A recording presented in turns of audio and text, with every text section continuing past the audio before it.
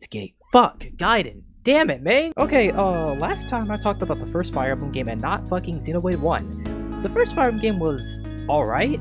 It laid the foundation of the series down while also suffering from a bunch of archaic design, but what about the second game? What was it? Fire Emblem Gaiden? I don't really hear people talking about this game very much. Because it fucking sucks! So, Fire Emblem Gaiden?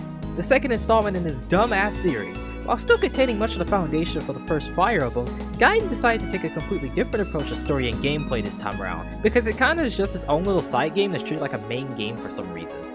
It takes place after the first game, but before the events of the next game, while being in a completely different country than the one from the first game. This shit kinda makes no sense. It nearly deviates from that when trying to be a wannabe RPG disguised as a strategy game. We got somewhat updated graphics, new classes, and animations alongside a better sound front, and you know what that means. Better music. Sounds pretty interesting, right? Well, let's get that story out of the way. Cause there's barely any that street. Once upon a time, there were two little kids who were living on an island for some fucking reason. What do you mean they were gods? Dum-Dum likes power. He hella be hating on people, because this is a wannabe JRPG and gods can't like people. Melania likes peace. Who the fuck really cares? Two clashing ideals? We can't have that. We gotta fight. But not a normal Fire Emblem war. Nah, that's way too interesting. Engage could never. We gotta settle this like normal people and split a big ass island into two. North and South. Sophia and Miguel. I can't wait for Fire Emblem to reuse this idea. Somehow these two people create a bunch of other people who are also smart enough to build their own countries out of a fucking island. It'd just be a real shame if one or the other pushed a boundary. But then two weird-looking children who are somehow related to whatever the fuck I just told you were born into a royal family of our favorite drama show, where they wait until the last fucking minute to do something. This is Fire Emblem P.D.R. Gaiden. Fuck. Meet Sprite. He lives in a half-assed JRPG village with like 4 people alongside his granddad Jake. Oh shit. Fuck. Myson. Fuck. He's been training to suck ass for his entire life up to this point, and he's sick and tired of this boring-ass JRPG village. Too bad we can't leave. Only some guy from the army decided to show up and cause some commotion. Meet Lucas. Who the fuck is Lucas? He's desperate as fuck and wants one dude to help out in the war against Miguel because everybody sucks way too much ass to hit them, and some old dude can totally show up and shot against the infamous General Bulldozer. It'd just be a real shame if he was a bitch. But it's okay. Sprite and his gang of ass suckers are here to help Lucas take back Sophia and miss every fucking 80 alongside getting every dog shit level up possible. Starring Sprite. I'm always 3 steps behind. The only guy who doesn't get doubled. Cliffhanger. I don't even get straight to defense half of the time. And special honorary mentions. Milk. Clarine. Clan. Fuck. Klein. Damn it. C minus minus. The only good unit in this party. She's not a prodigy in this game. Nina, Tiff. Fuck. And most importantly, Zeke von Genbu. Welcome to the Thief's Shrine. I think there's pretty bad people in there. Crazy how they live in a fucking square though. Hey look, it's Milk. Where else do you think the Brigads wanted her? And since Kaga took the day off from writing a story, let's skip to a boring as fuck map where you can do absolutely no damage. We gotta rescue Clarine, guys! Why is she here? Sword sneaks up on the Gawket while they barely take any damage, bro. Well, let's take our attention to the famous Liberation HQ, where it's less of an HQ and more of a home for weird-ass zombies to give you 1 EXP for killing them. Meet the boys! They're all here to stand around and do nothing with their lives as General Bulldozer runs over the country. But it's okay, here comes Sprite! Now that we have Sprite here with us, that means we can slowly take Sophia's castle back. How the fuck is the final chapter theme playing? Rebel scum, think you can defeat me? Damn, bro, I think I can! Shit, I'll remember this. Cool, so, we've taken that castle back. Damn, dude, I can't believe they let some random dude murder nearly all the royal family. How the fuck does that work? Little bitch even took my prized regal sword from me. It's looking like somebody's waiting for Sprite upstairs. What could it possibly be? What? Myson? How the fuck did he get ahead of us? I didn't think we spent that much time grinding. He's here to tell us about our destiny. Getting doubled and not getting the level. Nah, dumbass, he's telling us to do the one thing he didn't want us to do at the beginning of the game. But since we scared off the one guy he was afraid of, we're now ready to be a responsible adult. He mentions a red-haired girl that's suddenly going to walk up the stairs in like 2 hours of playtime. Who the fuck is that? Yo, welcome to chapter 2, where we're not with the ass suckers, but instead the ass kickers. On an island where people eat nothing but fish, exists a weird red-haired warrior priestess named... oh, fuck it, let's just call her Coffee, I don't care. Who decided to wait the last minute to do something about the world being fucked up. She's here to find Milla. Because God can solve everything, am I right? Crops are dying. We can only eat fish. And a million pirate ships are gangstering it up across the seas and terrorizing literally nobody. We can't have that shit happening. But she's not alone. We have way too many fucking mages. Meet Jenny. She's ready to roll no speed. Whoops! All defense! Why the fuck did she fall off in the chapter from now? Why the fuck did she not promote to level 20? And the best honorable mentions. The unbreakable badass. Get the fuck off the cover of the game, you're not important. Please stop calling me gay. Corin. Why does she suck ass in this game? Nobody cares about Jessie. How the fuck did these guys get here? Okay, seriously, how are all these old men getting ahead of us? They're here to kick ass and get sacrificed by Dum Dum. Yet even then they still amount to more than Sprite's army could ever bother doing. Let's see how they kick ass. Oh shit! Zombies to give me 5 experience I need to drain off of! Thanks, Celica! Welcome to Novice Port, where there's only one fucking building and that's all Kaga had for ideas. There's a sword at a shrine? It's powerful? Bro, it's a fucking holy sword! Hey look, it's a badass! He looks fucking stupid in this game. Oh, shut up. Don't interrupt my drinking. No! Don't go! Well, which one is it, dude? He's here to protect us against them scary pirates, but what he doesn't realize is that we're not Sprite's party, and we don't need to be babysit like those dumbasses on the other side. Everyone's telling us not to go to the sea shrine. But that's exactly what we want to do! There's some scary necro dragon just chilling out on a random island, and he's unbeatable without... what the fuck is it? Angel? What the fuck is that? Some dude named... a second, I gotta look at my list. Daha? Kaga, can you please come up with a better name? But first, boring ass map. Ooh, boring ass map with more plank. Oh shit, it's Daha. How threatening. It'd be a real shame if somebody died. What? Leon? He's agreeing, I don't give a fuck. I'll dice ya. Classic brigand line. Boring ass map. Boring ass map. Let me show you one interesting thing that happened during it.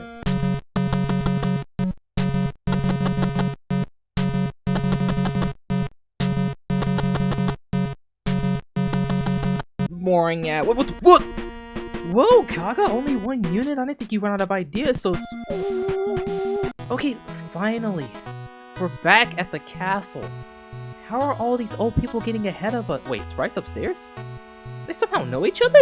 Dude, I'm sure it'll be a pretty wholesome conversation. These two were great friends back in the day, but our girl Coffee over here had to live in hiding because Bulldozer's gonna come over and do some wacky things if word gets out that she's gone.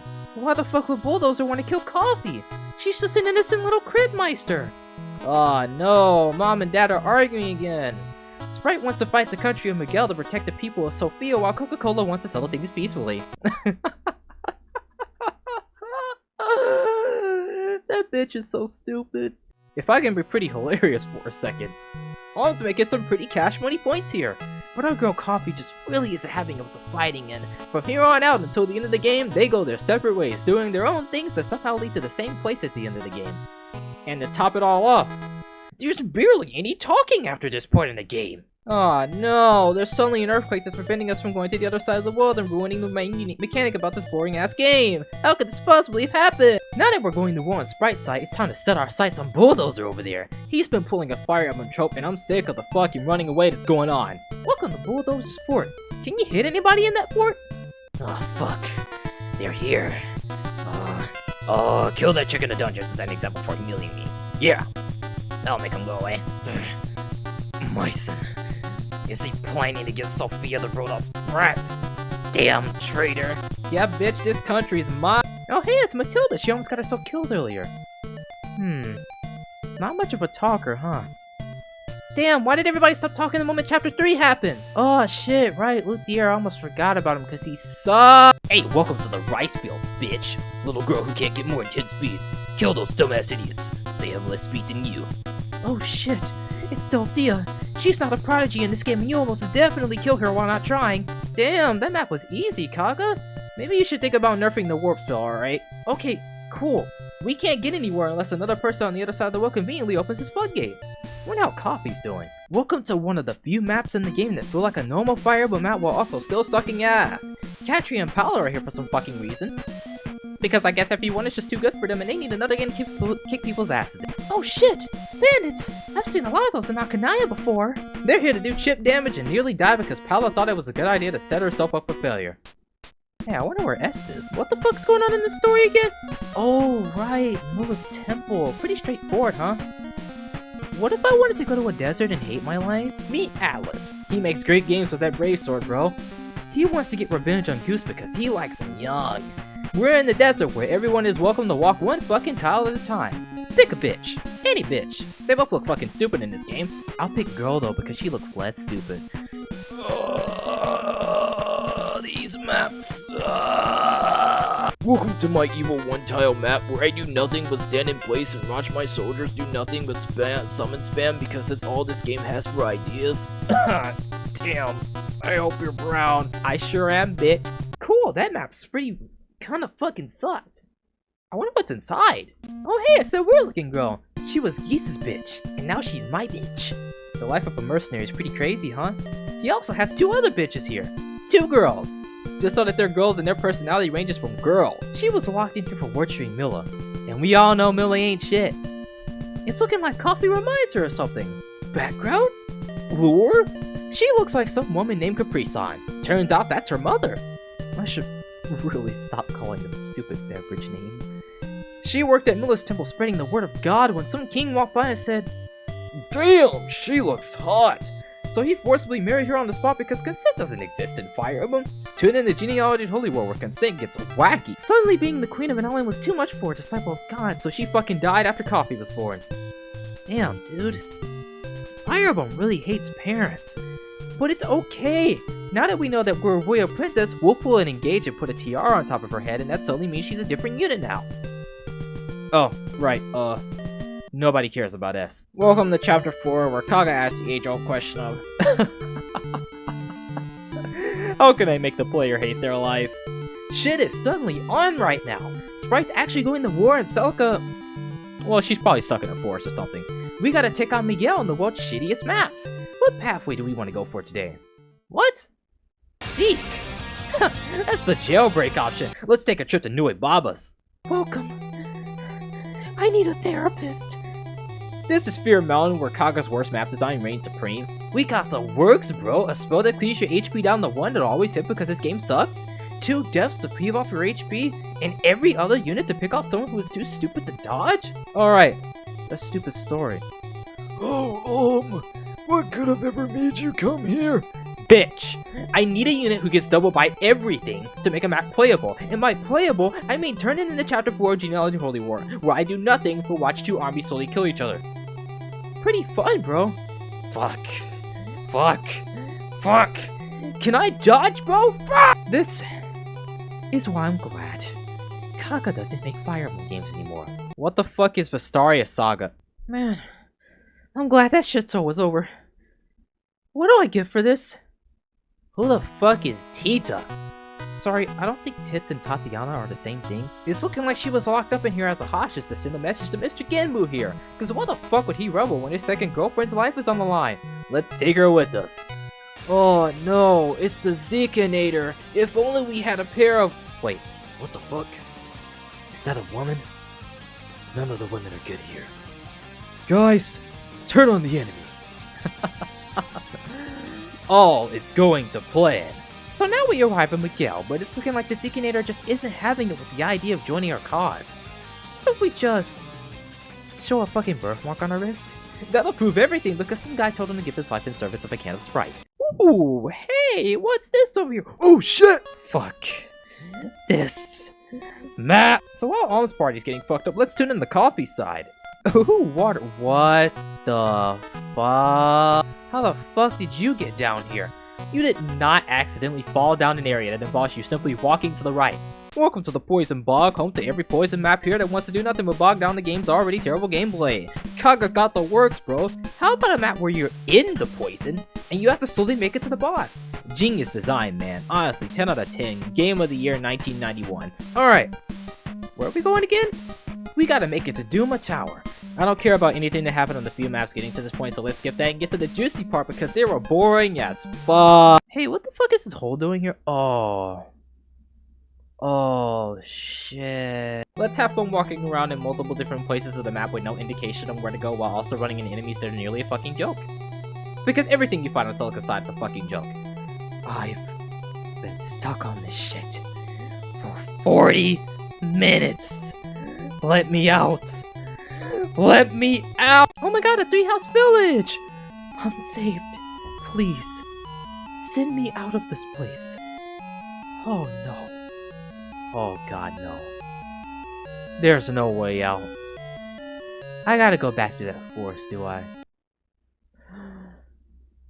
Fuck! Welcome to the Sage's Hamlet, where the guy who knows the cure for cancer fucking dies after telling you how to cure it.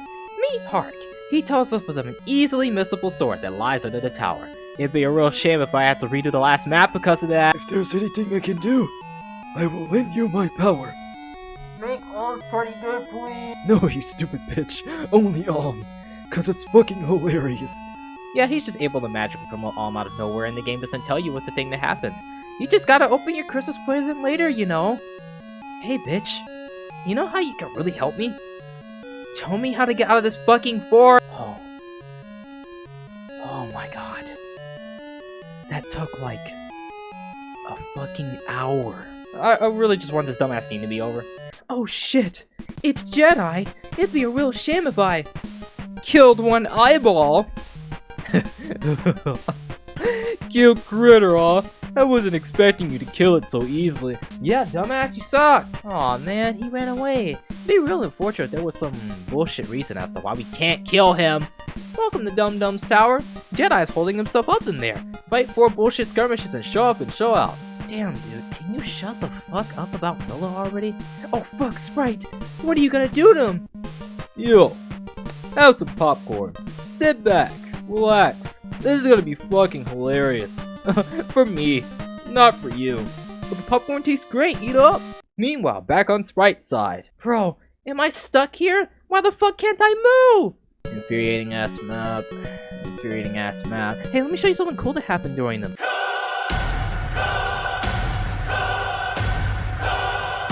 Alright, we're finally here. We've missed so many 80s together throughout this boring ass game. Now, let's only have like 7 people walk up, because the Bow Knights above me completely one round everyone else in my party, because these idiots can't get a single point of fucking speed! Alright, what's that reindeer up to? Alright guys, I know we're backed into a corner, and all hope is lost for us. It was fucking hilarious, watching those idiots miss our most elite forces. All the plank levels we witnessed. I'd do it all over again. So if you die for nothing today, it's all your fucking fault. You died in vain.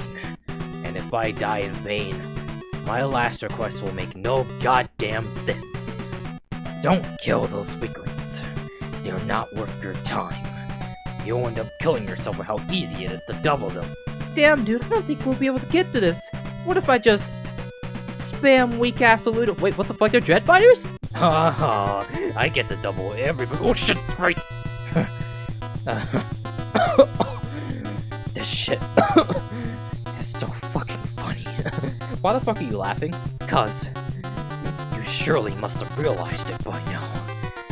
I am the father. No. No. This can't be.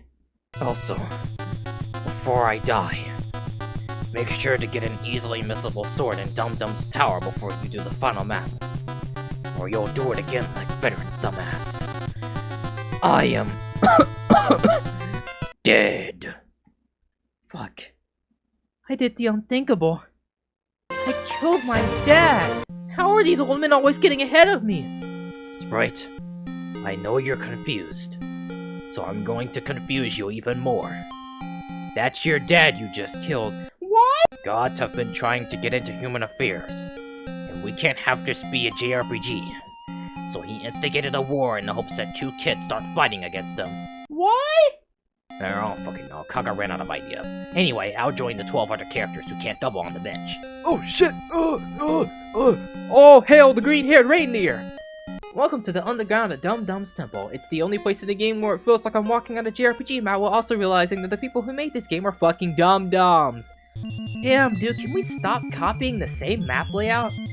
Oh shit, it's Coffee. How's the final map without us? Kicking ass? I'm sure they'll do just fine without us, do it. They're kicking, damn it! Embrace the world's most boring maps where they do nothing but spam tears and you're taking 7 turns to get to them. Hey. I feel like I'm missing something. Wasn't there something I was supposed to get here? It doesn't matter. I just want to finish the game already. Yo, what up, Coffee? We're here to distract the enemy and get doubled. An hour later. How the fuck are we still alive? Wait, who's that guy moving towards me? Oh shit, it's Dum Dum!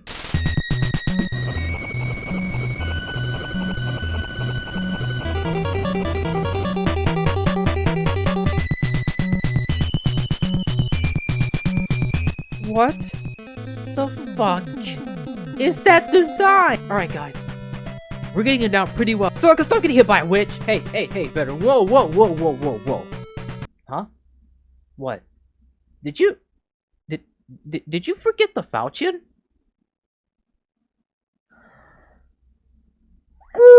So, veteran? Why did you go back to do the final chapter if none of the footage is going to be in the video? Shut the fuck up. So, veteran, now that you did a terrible job of remembering that story, how do you feel about it? What the fuck happened in this game again? Story's alright. What I fucking got from it anyway. Dude, there was like next to no fucking dialogue in this game. Most of the talking is done at the beginning to establish a main plot, but like everything else is delegated to small talk between civilians and recruitable characters in a fucking dungeon of all places. You know, in the first game, the narration was done at both the beginning and the end of a map. While in this game, you kind of just walk on a space the enemy occupies and there's just kind of nothing. It's almost like this game feels like a half-assed student project. Yet the one time they do decide to talk are like some of the most random maps. Like, Om says something on the first map at the beginning of chapter 3 and stays completely silent until, like, the next chapter? Like, some narration could have been nice. I don't know why we stopped caring for this game. Like, dude, I get it's a side game, but when there's nothing there, it just feels empty. It's not even that I don't care for the story. There's just not enough here to make it stand out. It really means something when most dialogues said by my party are just the equivalent of, "Thanks for saving me," or "I knew you'd come for me." Like, dude. Come on. So, like, you want me to get hilarious here? Let's get fucking hilarious. You know, I've been dancing around how this game works. Let's get into how this game is drastically different from the first game, while also still containing some of the core mechanics that makes it Fire Emblem. That Gunpla. If you've seen the first P.D.R, then map-wise, Gaiden's gameplay might not feel too different here. Some gameplay is still the same, but Gaiden introduces a new type of gameplay to the mix. Rather than controlling one army, you look after two, with each party containing drastically different units from the other. At first, you start out with Om, who gets a couple of units to start out with. Rather than starting out with the base class, you get villagers who are weak as shit and can barely amount to anything. But as they gain a couple of levels, they can be promoted and you can take them to a one-room dungeon where a Millistatue gives you a terrible option of choosing what class you'd like to be. You can say yes to promote yourself or no to get a completely different class, but this game fucking sucks sometimes, and Miller would just refuse to give you another class to promote because the game just randomizes what she's gonna say, so you might be saying no for a pretty good minute. You can pick between multiple classes that suit you, whether it be a mage, archer, soldier, cavalier, or a mercenary. I'd say the ability to pick and choose classes gives this game replayability, but everyone's ghost sucks so much ass in this game that it really won't make too much of a difference difficulty-wise. But more so, whom you really prefer to be which class. You can only do this with villagers though, because everyone else has their own set class line from which they promote from. Unlike the first game, not every class only gets one promotion. In this game, you get 3 tiers promotion, while the others kinda just get 2. Sometimes 4 if it's a villager. Mages and priests get 2 tiers, while soldiers, mercenaries, archers, and cavaliers get 3. Then there's female mages like Delthea, Sonia, and May, who you'll probably never get to promote in this game because you gotta grind them all the way to level fucking 20. Speaking of levels, each class has a certain level that you need to reach before being able to promote. Unlike the last game, there's no such thing as promotional items here. Everyone can promote after reaching a certain level in their class. The amount of time you'll be spending grinding will depend on the class, the said unit that you'll be trying to grind. But I'll get into that stupid shit. On the topic of units, while the physical based units don't really get new skills upon leveling up, mages and priests do. While the first game had staves and tomes, this game turns those into skills in the form of black and white magic. Black magic uses tomes like fire and thunder, while white magic is used for healing, summoning illusions, getting rid of enemy illusions, and warping.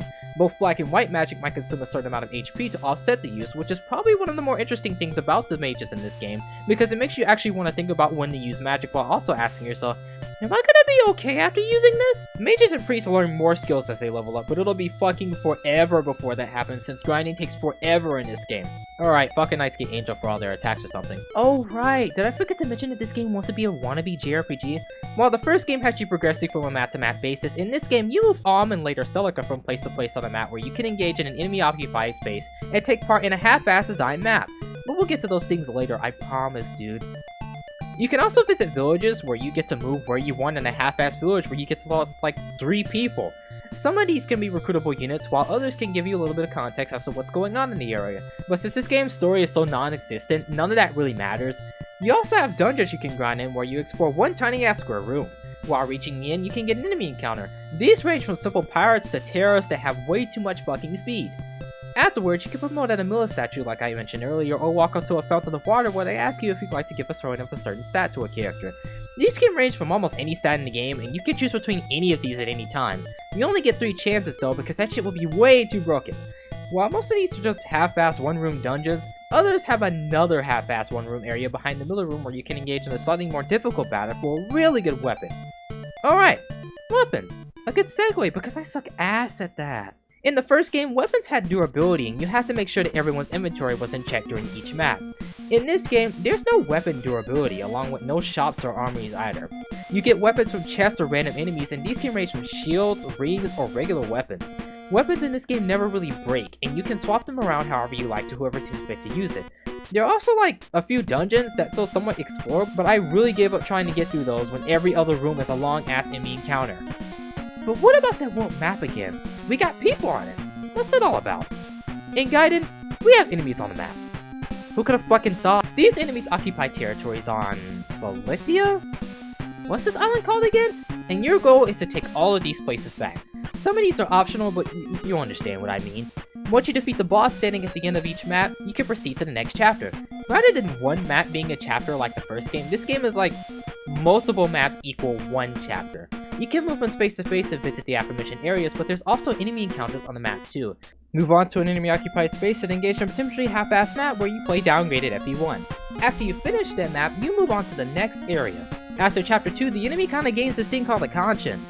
What my dumbass means by that is that you can't just stand around in one space. The enemy will send in reinforcements that come towards you.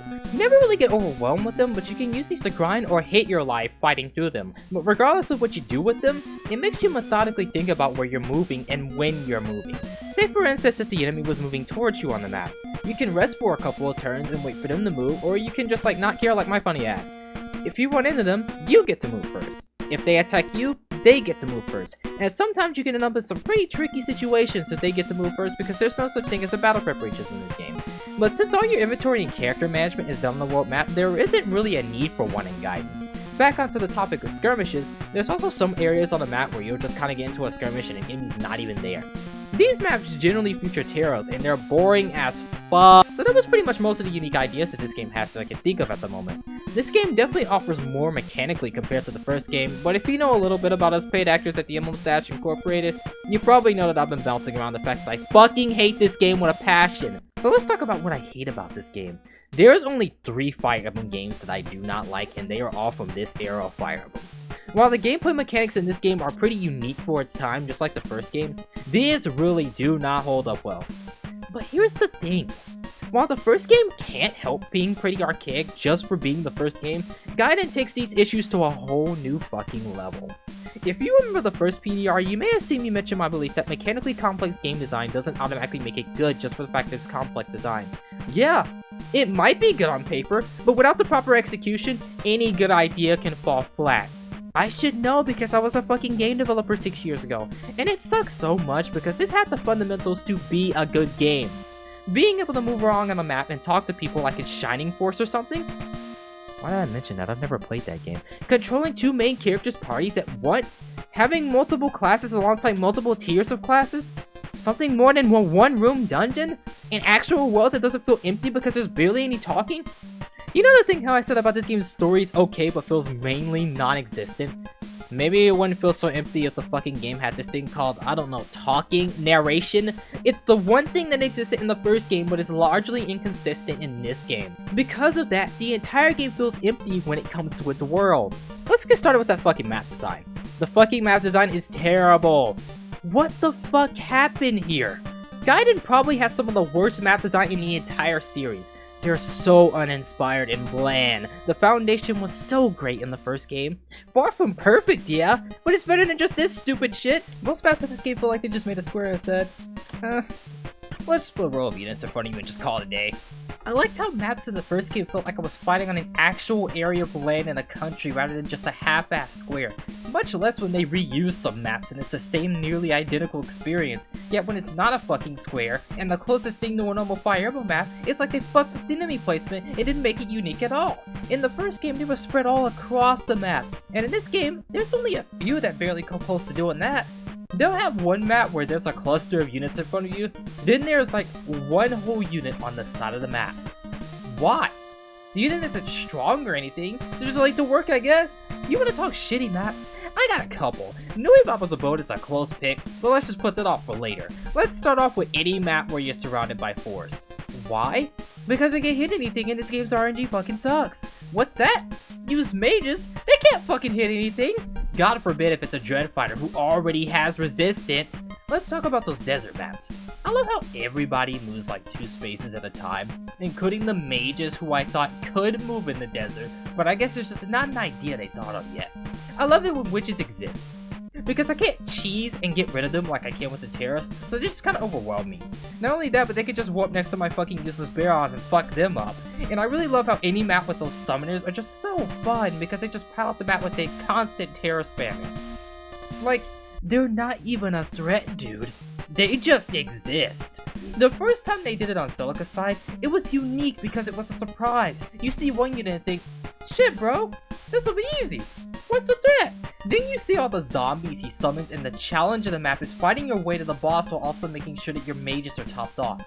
Then after that, nothing interesting's really done with them. I fucking hate the poison bog maps on Celica's side. Specifically the ones where you start in the poison and you have to slowly make your way to the boss while taking damage. You know a place that really made me want to kill myself? The Lost Woods. You fall down a hole and you end up in these woods where you have the ability to move in 4 different directions. Every fucking area looks the same.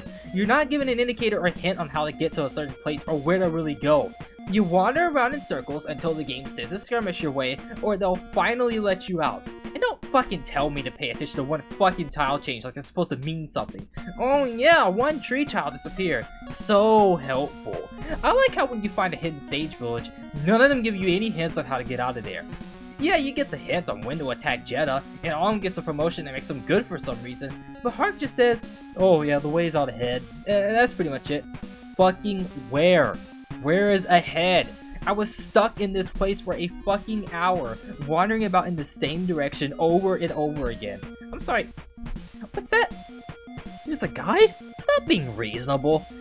Let's get to Alm's side, because that's the part of the game that pisses me off the most. I kinda danced over it, but I feel that most of my annoyance with this game starts with the grinding, because Alm's side ties into this somehow. I had mentioned a tidbit earlier how certain units take forever to grind. Well, here's the thing. This game is the grind.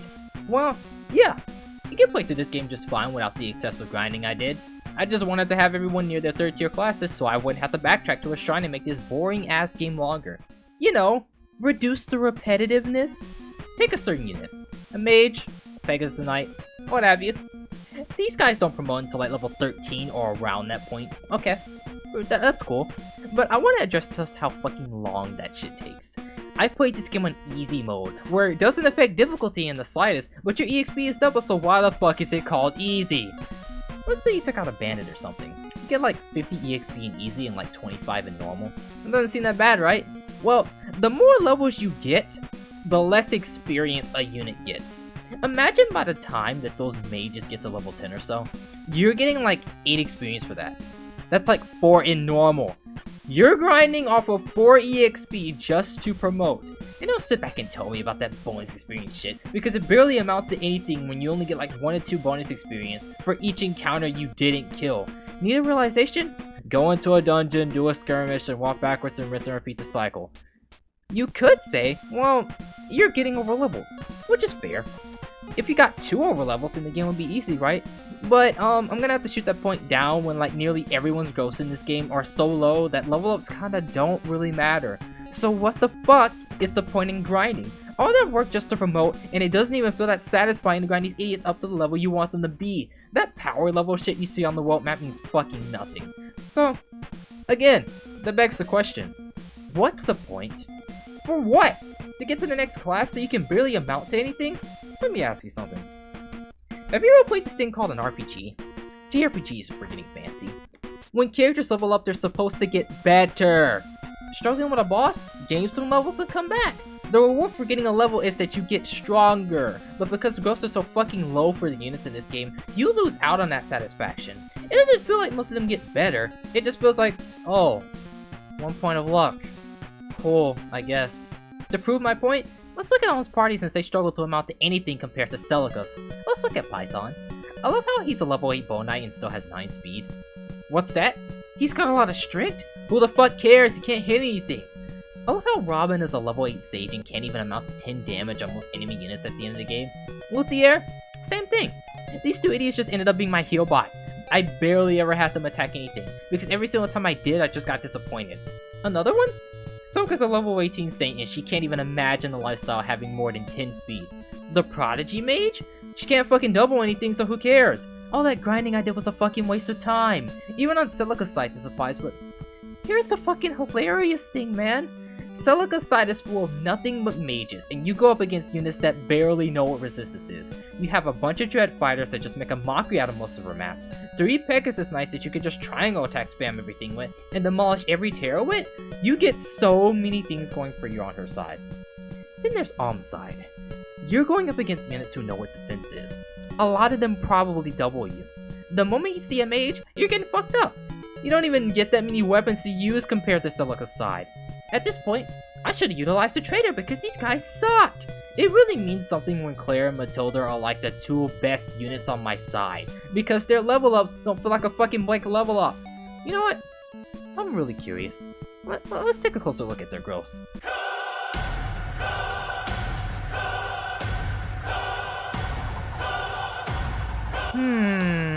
I think I'm starting to see. I hate everything I'm looking at here. I'm sick and tired of getting doubled. I'm sick of seeing the missing. And speaking of missing, let's talk about the icing on the cake here that causes it. That fucking RNG. It fucking sucks. It's the same RNG for all 5 of these games, and I'll continue to bitch about it from here on out. But how funny would it be if I told you that 1 RN is at its most unbearable with Gaiden? Trying to attack something in this game? Miss. Miss. Miss. Miss. Miss. Miss. Miss. Miss. Miss. Miss. Miss. Miss. Miss. I'm so sick and tired of seeing people miss all the fucking time, just rewarding me for having a higher chance to hit. But no, let's have every low percentage hit for some reason, because it wouldn't be Fire Emblem if it wasn't random. Pretty ass backwards game design, you know? Sound familiar, right? What if I say that it feels like you miss more in this game? When we take into account the terrain and the fact that we're dealing with not very outstanding units, I kinda start to see how the difficulty of this game feels more like a struggle to hit something half of the time, rather than me worrying about if my units will be able to survive the next turn. I hate how this shit is so inconsistently random, especially when my ability to beat a map hinges on me dodging something that shouldn't be able to hit me, but just fucking does. I don't care if low percentages hit me sometimes, but it shouldn't hit me 4 fucking times in a row. Don't sit back and tell me that I'm just unlucky. This is just how early Fire Emblem games worked. You know what I really love? I love how Death and Medusa, 2 enemy spells that aren't normally supposed to hit often, just hit all the fucking time in a row. Like, dude, I think Gaiden has made me realize how much I hate classic Fire Emblem. I can't wait to eat those words when we get to Thracia. I despise that game, but at least that game wasn't a boring grind fest where I barely do anything to make my units better and actually had maps that weren't fucking squares, along with having this cool thing called a story. We're almost done. I got a few more. Let's talk about Noibaba's abode. I almost wanted to end myself trying to get to this shitty fucking map. The majority of this map is just slowly inching yourself towards the side of a corridor just so you can get picked off by Bone Knights by the side. Yet when you finally get there, there's like a boss with a spell that brings your HP down to 1, Dread Fighters that get a free kill off you if you're too stupid to dodge it, and mages that have depth, which already does a decent amount of damage to me since we barely know what resistance is. And the fun part here? Making sure you dodge that shit. I had to reset this fucking map so many times because this game doesn't know what good RNG is, and I keep getting hit by something that I shouldn't even be getting hit by that much to begin with. Huh? What's that? Use illusions? Well, I didn't think about that until after I beat the map. Let's talk about that map where there's nothing but a bunch of Bone Knights there and they pick up everyone from the inside and you just stand around and slowly move your way inside. That map is boring as fuck. Thank God the map after it is easy. What about the last area? Numa Temple? Let's have a sword you can easily miss that you need to beat the game, while also not giving you a decent hit as to where to go to find it. Fuck that entire area, by the way. Every other room you go in, Celica's party takes damage, which establishes a sense of urgency to get to them. Guess what I was more focused on? You run around random areas of the same copy-pasted room until you find your way out. But what if you run into an encounter? You get a boring as fuck skirmish. Why do I start at the bottom? Why is the boss at the top? Why does he do nothing but spam terrors? Why are they taking forever to get to me? Why does this game suck? But that final chapter is easy though. Just make sure you get the Falchion. Okay. I think I've ranted long enough about the gameplay and my problems with it. You got most of my points, right? I think this game proves my point that mechanically complex doesn't equal good game design. Maybe if Kaga bothered to consider how its mechanics would affect gameplay instead of focusing on the story, which doesn't really prove my point about the story because there's barely any in this game, maybe this game could have been a unique gem. And I hate it so much, because again, the mechanics that are in this game, I really like the idea of. The game wants to be a semi-RPG, but what fails at what makes RPGs fun. You know, let's change that. I think this game fails at the word fun in general. The majority of the time was spent grinding, and I barely got anything satisfying for doing it. There's like next to no story or narration on the majority of the maps. And from what I read, apparently Kaga made this game this way to address pacing issues from the first game, which, I'm sorry, pacing was the last of the first game's issues. Yeah, it was slow because of the family computer's limitations, but I don't think it was a central issue of that game where we needed next to no narration for the next one. And it's not like this game has a good idea of what pacing even is anyway, when maps feel slow as shit because I can't hit anything to save my life, and I'm spending most of my time grinding anyway. It didn't get better, it just got worse. This game is such a downgrade, and it's not because it's drastically different from the way the first game worked. It's more so that they had neat ideas for it, but either executed them terribly or didn't do enough to make them stand out. I'm glad I got that out of my chest, because I've been holding that in the entire time I was playing this game. So, let's talk about them graphics. You know, I honestly gotta give it to this game. I like the way Gaiden looks a lot more than the first game. The first game feels so drab with its colors, and I like that this game uses more options for a color scheme. The updated UI and sprites look nice, and the animations for the new classes aren't half bad. It's just too bad that like some of them take forever to the point that you'll just end up turning the animations off, but still good nonetheless. I like seeing Gold Knights swing their lances before attacking, the snipers pulling out their bows like it's a gun, Dread Fighters getting ready to jump somebody. Sages look badass with that cape. Too bad they kinda, suck ass. I also like the sprite animations for Alm and Celica with how Celica's sprite feels so animated when she jumps up in the air. I like it when she raises her hand when attacking with magic, but when like Alm crits and he raises his sword in the air before jumping, pretty good stuff. Honestly, pretty nice upgrade. Oh, right, another good upgrade I forgot to mention. I didn't really like how terrible the character portraits were in the first game, but here, they look so much better than the first game. Their actual illustrations, though, I'm sorry, that is not Claire. So what about that music? Dude, out of everything I didn't like out of this game, the music is so fucking good. I'm more of a 16-bit guy, but this game's music is a certified hood classic. I had complaints with the first game on how the music was kinda just okay. The map theme and enemy themes that played there got pretty old really quickly after like 8 chapters. Alm and Celica's map themes go to the ear so well. It's honestly one of the main things preventing me from wanting to die playing the game. The boss theme? Shit, that kinda slaps! And there's one thing I will say about Fire Emblem, is that the series has always kinda had good music. Even if nobody remembers that music. Yo, You good? You should probably stop doing these P.D.Rs if they nearly kill you like this. Dude, put the 3DS down. Stop playing